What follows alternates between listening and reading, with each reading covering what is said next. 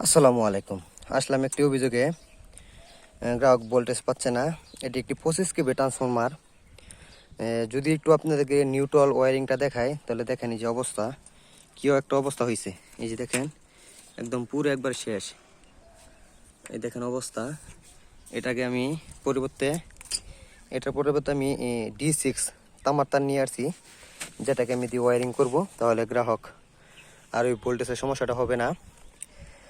একটা 25 KV transformer যদি এরকম ওয়ারিং হয় তাহলে তো দুঃখজনক, তাহলে তো ভোল্টেজ পাবেই না গ্রাহক। এই যে দেখেন আমি ওই D6টা নিয়ে আসছি। এখন আমি এটা দিয়ে নিউট্রালের ওয়ারিংটা করব। আমরা অনেক সময় নিউট্রালকে অবহেলা করি, আসলে নিউট্রাল অনেক গুরুত্বপূর্ণ, এটাকে অবহেলা করা যাবে না। এটা আরও বেশি গুরুত্বপূর্ণ, এটাকে সবসময় প্রাধান্য দিতে হবে। ধন্যবাদ সকলকে। আমাদের বিদ্যুৎ সম্পর্কিত ভিডিও যদি ভালো লাগে অবশ্যই লাইক কমেন্ট শেয়ার করবেন, পাশে থাকবেন। ধন্যবাদ। আমি এখন কাজটি করব।